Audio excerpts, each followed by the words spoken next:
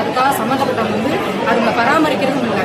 நாங்கள் தன்னார்வலர் எங்கள் குடும்பம், எங்கள் சொந்த பந்தம் எங்கள் சூழ்நிலை எல்லாத்தையும் விட்டுட்டு நாங்கள் இறங்கி வேலை செய்யும் போது கால்நடைகள்லையும் எங்களுக்கு சரியான மருத்துவ வசதி கிடைக்க மாட்டேங்குது.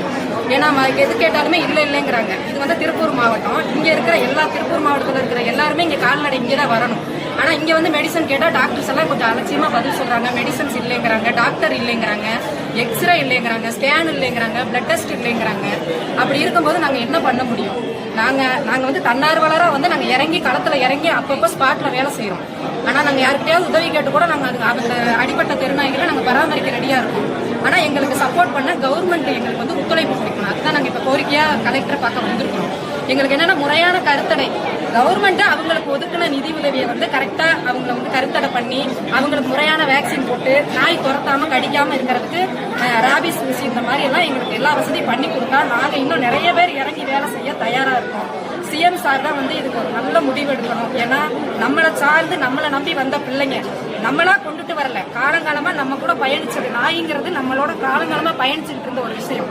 நம்ம புதுசா உருவாக்கி ஒரு விலங்கை கொண்டு நம்ம யாருக்கிட்டையும் இதை எல்லாரும் நீங்க ஏத்துக்கணும்னு நாம செய்யல. நம்ம எல்லாருமே நம்மளை நம்பி வந்த ஒரு ஜீவன், நம்ம தாத்தா பாட்டி அப்படி நம்ம காலங்காலமா கூட்டிட்டு வந்திருக்காங்க. அவங்களுக்கு முறையான அவங்களை கட்டுப்படுத்தணும்னு நினைங்க. தயவு செய்து எங்களை ஃபீட் பண்ண விடுங்க, எங்க வேலையை எங்களை செய்ய விடுங்க. எங்க பார்த்தாலும் அன்றாடு நாங்க நிறைய பிரச்சனைகளை சந்திக்கிறோம். சாப்பாடு வைக்க போனா அங்க ஒரு சண்டை, குறைஞ்சபட்சம் சிஎஸ்ஆர் வரைக்கும் கூட போகும். நாங்களும் ஸ்டேஷன் எல்லா பக்கம் போறோம்.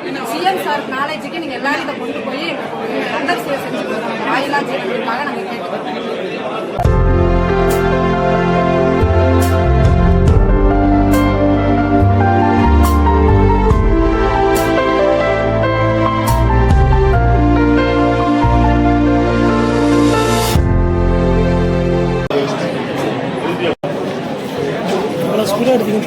வணக்கம், என்னுடைய பேர் சரிதா தமிழினியால். நான் ஒரு விலங்கு நல ஆர்வலர். இங்க இருக்கிற எல்லாருமே ஃபீடர்ஸ் விலங்கு நல ஆர்வலர் தான். இப்ப திருப்பூர் மாவட்ட ஆட்சியரை பார்க்கறதுக்கு தான் மனு கொடுக்க வந்திருக்கோம். என்னன்னு பாத்துட்டீங்கன்னா, சமூக நாய்களுக்காக பேசத்தான் வந்திருக்கோம். இந்த குரலற்ற சமூக நாய்களுக்காக பேசுறதுக்கு எங்களை மாதிரி ஒரு சிலர் தான் குரல் கொடுக்க இருக்கோம். என்னன்னு பாத்துட்டீங்கன்னா, இந்த சமூக நாய்களுக்கு சமுதாயத்துல நடக்கக்கூடிய நிறைய எண்ணற்ற பிரச்சனைகளுக்கும் கொடுமைகளுக்கும் ஒரு விடிவு வேணும் தான் இங்க வந்திருக்கோம். சமூக நாய்களுக்கு பாத்தீங்கன்னா, தெரு நாய் பெருகிருச்சு. அது இனப்பெருக்கத்துக்கு யாருங்க காரணம்? கொரோனா டைம்ல நாய்களோட இனப்பெருக்கத்தை கட்டுப்படுத்துறதுக்கு தவறுன அரசுதான் காரணம். அரசு நாய்களோட இனப்பெருக்கத்தை கட்டுப்படுத்த தவறுனதுனால எல்லா பக்கம் நாய்கள் பெருகிருச்சு. பெருகிறதுனால மக்கள் என்ன பண்றாங்க, நம்மளுடைய சமூகத்துக்கு நமக்கு பாதுகாப்பு அப்படின்னு நினைக்கக்கூடிய அந்த விலங்கை ஒரு தொல்லையா நினைச்சிட்டு விச வச்சு கொள்றாங்க, அடிச்சு கொள்றாங்க, துன்புறுத்துறாங்க. இதை விட ஒரு பெரிய கொடுமை என்னன்னா, குழந்தைகளை பெற்ற தாய்மார்களே அந்த தாய் நாய்க்கு தெரியாம அது பெற்ற குழந்தைகளை கொண்டு போய் தெருவுல வீசிடுறாங்க, சாக்கல கட்டி தண்ணீரை தூக்கி வீசிடுறாங்க, ரீலோகேட் பண்ணிடுறாங்க. இதெல்லாம் எவ்வளவு பெரிய கொடுமை தெரியுங்களா? அது அந்த கோபத்துல அந்த நாய் என்ன பண்ணுது, தன்னோட குட்டியை காணமேன்னு சொல்லிட்டு போற வரவங்களை எல்லாம் பிடிச்சி கடிக்குது. உடனே என்ன பண்றீங்க, உங்களை மாதிரி மீடியாக்கள்லாம் நாய்கள் துரத்தி கடிக்குதுன்றீங்க. தன்னோட குழந்தைய பிரிச்ச எல்லாருக்கும் உணர்வு ஒண்ணுதானுங்க, வலி ஒண்ணுதானே. மனுஷங்களுக்கும் விலங்குகளுக்கும் வலி ஒன்றுதான். அந்த விலங்குகளோட வலிகளை எடுத்து சொல்ற மீடியா எதுவுமே சொல்றது இல்ல. அதான் பிரச்சனையே. அப்ப என்ன ஆகுதுன்னா, அந்த நாய் துரத்தி கடிக்குது. அப்புறம் ஒருத்தர் தடி எடுத்து அடிச்சாரா நமக்கு தெரியாம, தடி எடுத்து அடிச்சோம்னா தொடர்ந்து அந்த நாய் பார்த்து வாட்ச் பண்ணி கடிக்க போகுது. ஏன்னா இவனால தனக்கு ஆபத்து வந்துருமோன்னு வண்டியில ஏத்தி கொள்றாங்க. உடனே அந்த வண்டியை பார்க்கும்போது அடிப்பட்ட நாயும் சரி, அதை சார்ந்த நாய்களும் சரி வண்டியை துரத்துது. உடனே என்னன்றாங்க, எங்களை வண்டியில துரத்துதுன்றாங்க. மக்களுக்குள்ள ஒரு புரிதல் வேணும். இதை ஏற்படுத்த வேண்டியது அரசோட தலையாய கடமை. அதை செய்ய தவறிடுச்சு அரசு. தவிர பாத்தீங்கன்னா, நாய்களுக்கு கருத்தடை பண்ணணும். இனப்பெருக்கம் அதிகமாயிடுச்சுங்க. ஃபீடர்ஸ் யாருமே நாயோட இனப்பெருக்கத்தை உற்பத்தி பண்றது இல்ல. உங்களை கடிக்க கூடாது, பசி கொடுமையால மனுஷங்களை போய் கடிக்க கூடாதுன்னு சொல்லிதான் என்ன பண்றாங்க, எங்களை மாதிரி ஃபீடர்ஸ் எல்லாம் நாய்களுக்கு சாப்பாடு கொடுக்குறாங்க. பொதுமக்களுக்கு தொல்லை ஏற்படுறது தவிர்க்கிறதுக்கு தான் ஃபீடர்ஸ் இருக்காங்க. எங்களுக்கு நிறைய பிரச்சனைகள் இருக்கு. அது போக பாத்தீங்கன்னா, இந்த நாய்களோட இனப்பெருக்கத்தை கட்டுப்படுறது கவர்மெண்டோட கடமை. இனப்பெருக்கத்துக்காக கொடுக்கப்பட்ட நிதிகளை முறையா பயன்படுத்தி இருந்தா கண்டிப்பா இந்த நாய்களோட இனப்பெருக்க கட்டுப்பட்டு இருக்கும். அப்படி இல்லாம ஒரு சில என்ஜிஓக்கு கொடுக்குறாங்க. அவங்க என்ன பண்றாங்க, முறையா இல்லாம எடுத்து கொண்டு போய் ஒரு பிளட் டெஸ்ட் பண்றது இல்ல, ஒரு ஸ்கேன் பண்றது இல்ல, உடனே அறுத்து போட்டு உடனடியா குத்துயிரும் கொலையுரும் கொண்டாந்து தெருவுல போட்டு போயிறாங்க. அதனால நாய்கள் பாதி குடல் செறிஞ்சு இறந்து போயிடுது.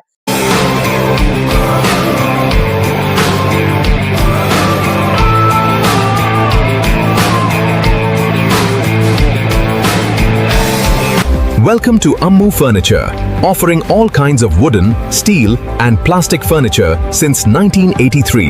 கருத்தடை பண்ணுங்க. வேக்சினேஷன் கொடுங்க, அதுங்களுக்கு உணவளிக்கிறதுக்கு உங்களை மாதிரி தன்னார்வலர்கள் உணவளிக்க வந்தா விடுங்க. எங்களையும் ஹராஸ் பண்றீங்க, எங்க மேலேயும் கேஸ் கொடுக்குறீங்க, எங்களையும் சண்டை போடுறீங்க, எந்த வீட்லயுமே குடியிருக்க விடாதளவுக்கு காலி பண்ண வைக்கிறீங்க. இதுலதான் அரசியல்வாதி உங்களோட செல்வாக்கெல்லாம் காட்டுறாங்க. நான் கேட்கிறேன், சமுதாயத்துல வேற பிரச்சனையே இல்லையா? இந்த நாய்கள் மட்டும்தான் பிரச்சனையா? ஒயின் ஷாப்ல குடிச்சு எத்தனை குடும்பங்கள் அழிஞ்சு போகுது, கஞ்சா போதையில இந்த நாடு எத்தனை சீரழிஞ்சு கிடக்குது, அதையெல்லாம் கேட்கறதுக்கு எந்த அரசியல்வாதிக்கும் டைம் இல்ல.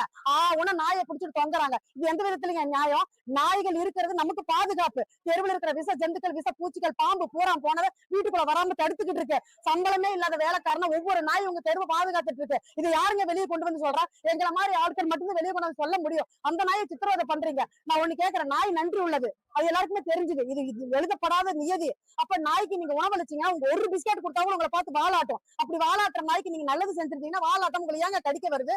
உணவே இல்லைங்கும் போது தான் உயிர் வாழ்ந்தே ஆகணுங்கிற ஒரு இக்கட்டான சூழ்நிலையில இந்த நாய்க்கு 3 அலாட்டு கொடுக்கும். அதனாலதான் அது கடிக்க போகுது. எதையாவது ஒண்ணு தின்னாதான் உயிர் வாழ முடியுன்றனாலதான் அது கடிக்க போகுது. அப்ப உணவு கொடுக்க தவறுனது யார் தவறு சொல்லுங்க? பொதுமக்கள் நம்ம தவறு. அந்த தவறை விட்டு போட்டு நாயை அடிக்கிறீங்க, கல்லெடுத்து அடிக்கிறீங்க, விச வச்சு கொள்றீங்க. இதுக்கு யாருங்க அதிகாரம் கொடுத்தது? சட்டத்திட்டங்கள் கடுமையா இல்லாததுதான் இது காரணம். ஒரு மனுஷனை அடிச்சா, ஒரு மனுஷனை கொன்னா எப்படி சட்டத்திட்டங்கள் பாயுதோ அதே போல இந்த வாய் இல்லாத அந்த உயிரற்ற ஜீவன்களுக்கு சட்டங்கள் இருக்கு. அந்த சட்டங்கள் சரியா நடைமுறைப்படுத்தப்படணும். அதுக்காக தான் கலெக்டரை பார்க்க வந்திருக்கோம். ஒரு பிராணியை கொன்னா எஃப்ஐஆர் இருக்கணும். அந்த எஃப்ஐஆர் மேல வேல்யூ இருக்கணும். ஒருத்தன் அரசை உள்ள போயிட்டு வந்தா அடுத்தவனுக்கு பயம் இருக்கணும். இந்த மீடியா வெளியே கொண்டு வரணும். இது எதுவுமே பண்றது கிடையாது. ஆனா நாய் துரத்துறத மட்டும் விடிய போறீங்க. ஒரு நாய் எத்தனை குழந்தைகளை பாதுகாத்து இருக்கு, ஒரு திருடன் கிட்ட பாதுகாத்து இருக்கு. சிசிடிவி வந்ததுக்கு அப்புறம் நாயோட தேவையே இல்லாம போச்சு. சிசிடிவி என்னங்க பண்ணோம்? ஒரு திருட கண்டுபிடிச்சா திருடன் யாரு பண்ணான்றதை காட்டும். ஆனா நாய் என்ன பண்ணு தெரியுங்களா? திருடன் நடக்கிறதுக்கு முன்னாடி திருடனை கண்டுபிடிச்சு கொடுக்குது. டிப்டாப்பா இருப்பான். நம்மளோட எண்ணத்துக்கு சிந்தனைக்கு அப்பாற்பட்டு அதை அழகா ஸ்மெல் பண்ணி இவன் திருடன் அடையாளப்படுத்தி காட்டுது. திருடனுக்கு தாங்க நாயை பிடிக்காது, கள்ளத்தனம் பண்றவனுக்கு தாங்க நாயை பிடிக்காது. அவன் தான் நாயை ஆகவே கூடாதுன்றான். வயசானவங்க முதற்கொண்டு நாயை துரத்துறாங்க. இதுக்கெல்லாம் ஒரு விழிப்புணர்வு வந்தே ஆகணும். நாங்க இத்தனை பேர் இருக்கோம், இன்னும் நிறைய பேர் இருக்காங்க. அவங்களுக்கு எத்தனை பிரச்சனை தெரியுமா? சமுதாயத்துல ஒருத்தர் 2 பேர் இல்லைங்க, எங்களை ரொம்ப சித்திரவதை பண்றாங்க. நேத்து கூட ஒரு ஃபீடர் சாப்பாடு கொடுக்க போன இடத்துல அவரை பிடிச்சி ஹராஸ் பண்ணி கட்சியை சார்ந்தவங்க 1 மணி நேரம் ரோட்ல வண்டி சாவி பிடிக்கி நிறுத்தி இருக்காங்க. இதெல்லாம் எங்கெங்க போயிட்டு இருக்குது? இது என்ன ஒரு சுதந்திர நாடு தானே? இந்த சுதந்திர நாடு எங்களுக்கு உரிமை இல்லையா? நீங்க கண்டுக்காம போறது எங்க சொந்த செலவுல எந்த பண்பு இல்லாம எங்களுடைய நேரத்தையும் குடும்பத்தையும் விட்டுட்டு நாங்க அந்த குழந்தைகள் ஜீவனுக்காக குழந்தைகளா நினைச்சு பாவிச்சு அவ்வளவு சர்வீஸ் பண்ணிட்டு இருக்கோம். ஆனா இந்த மக்கள் சும்மா வேடிக்கை பாக்குறவங்க, நீ நாய்க்கு சோறு போடாத, கட்சி எதுக்கு நீ பயன்படுத்துறீங்க? எதுக்கு பயன்படுத்தணும்? ஒரு குழந்தை ஹராஸ் ஆயிருக்கா, ஒரு குழந்தைக்கு ரேப் பண்ணிருக்காங்களா, அங்க போய் நின்னு காட்டுங்க உங்க வீரத்தை. ஒரு நாய் ஒரு குழந்தை துரத்துதுன்றதுக்காக ஒட்டுமொத்த நாயுமே இருக்கக்கூடாதுன்னு நினைக்கிறீங்களா? 3 வயசு குழந்தைய 3 மாச குழந்தைய ரேப் பண்றான். அதனால ஒட்டுமொத்த ஆணினத்தை கட் பண்ணிடலாமா? ஒரு ஆண் பண்ண தப்புக்கு ஒட்டுமொத்த ஆணினத்தை அழிச்சிட முடியுமா?